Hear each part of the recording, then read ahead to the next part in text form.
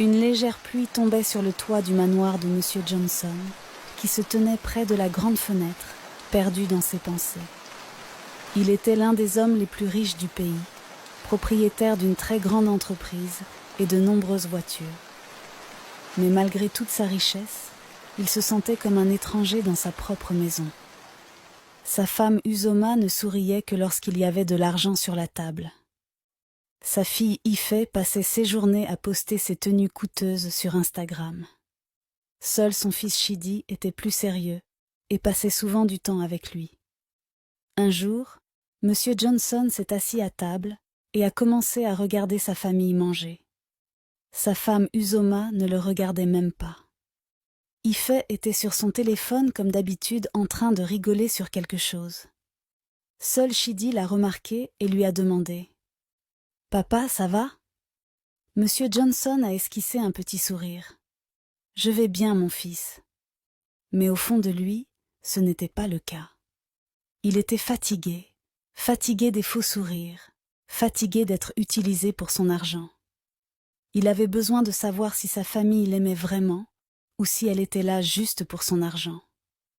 Le soir, après que tout le monde est allé se coucher, Monsieur Johnson appela son assistant personnel au téléphone.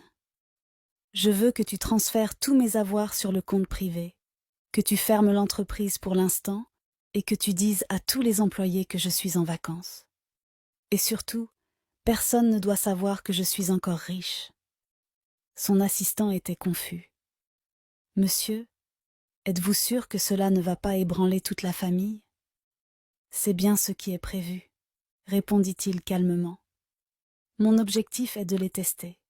Fais juste ce que je te demande. » Le lendemain matin, Monsieur Johnson réunit toute sa famille à table dans le salon.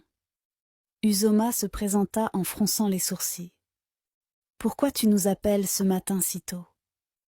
Monsieur Johnson respira profondément.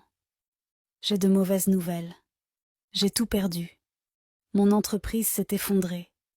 Les banques ont gelé nos comptes.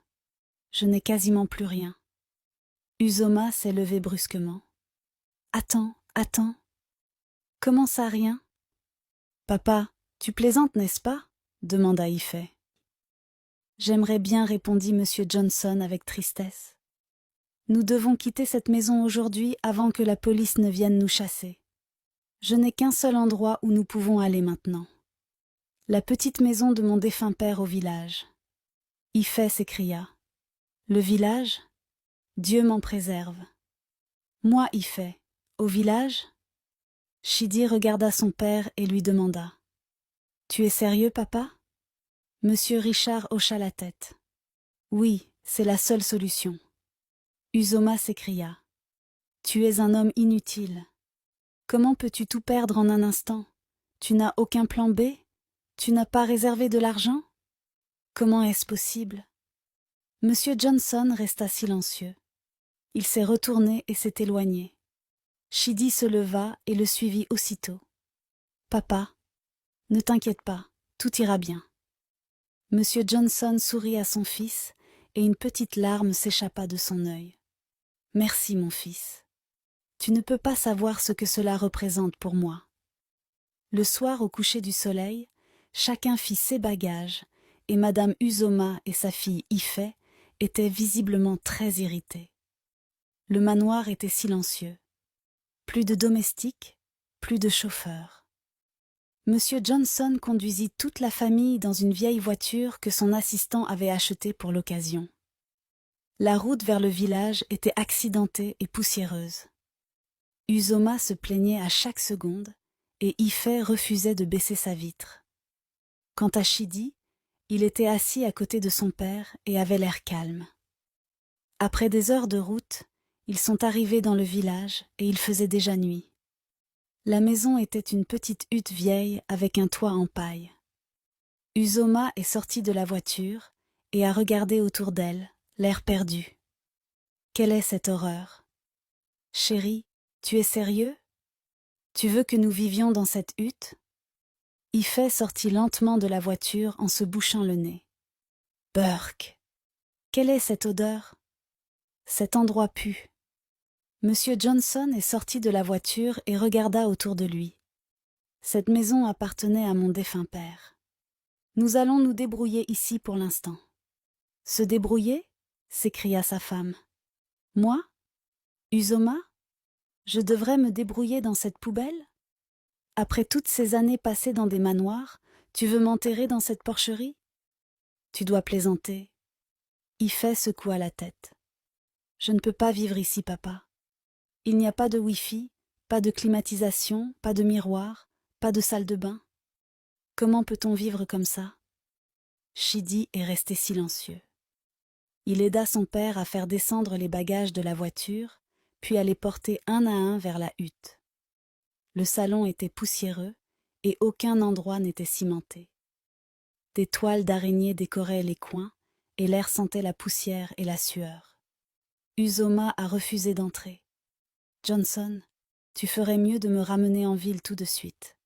Je n'entrerai pas dans cette porcherie.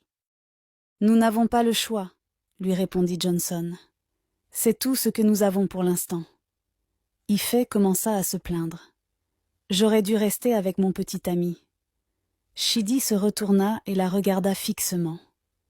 Nous sommes tous dans le même bateau, Ife. Nous devrions essayer de soutenir papa et l'encourager au lieu de nous plaindre. Ife lui lança un regard de colère. Tu vas te taire? Tu dois parler à chaque fois que je m'exprime? N'oublie pas que je suis ta grande sœur et tu me dois respect. Chidi secoua la tête en signe d'incrédulité et continua à aider son père à ranger les affaires à l'intérieur de la hutte. Monsieur Johnson sourit légèrement et tapote son fils sur épaule, l'air fier de lui. Plus tard dans la nuit, Monsieur Johnson essaya de faire bouillir de l'eau à l'extérieur en utilisant du bois de chauffage. Il avait oublié comment faire un feu dans ces haies conditions. Chidi est venu l'aider à disposer les bâtons correctement en soufflant de l'air dans le feu. « Merci mon fils. Tu es vraiment le seul à me faciliter la tâche. » Pendant ce temps, sa femme Uzoma était assise sous l'arbre et regardait ses ongles cassés. C'est un cauchemar. Pas de crème, pas de télé, pas même un ventilateur. Que Dieu punisse la pauvreté. Ife était occupé à essayer d'obtenir un signal sur son téléphone en le levant en haut et en se promenant dans la cour. Il n'y a pas d'Instagram ici, pas de Snap, pas de Facebook. Je préférerais vivre en enfer que de vivre ici. Cette nuit-là, toute la famille a dormi dans la même pièce. Un petit matelas était étalé sur le sol pour Uzoma et Ife, tandis que Monsieur Johnson et Chidi étaient ensemble sur une natte. Il n'y avait pas de lumière, seulement une lanterne à faible flamme. Les moustiques chantaient fort dans l'obscurité. Uzoma n'arrêtait pas de se frapper les bras en jurant sous sa respiration. Ife tournait dans tous les sens, incapable de dormir. Monsieur Johnson était assis sur la natte, l'air triste et pensif.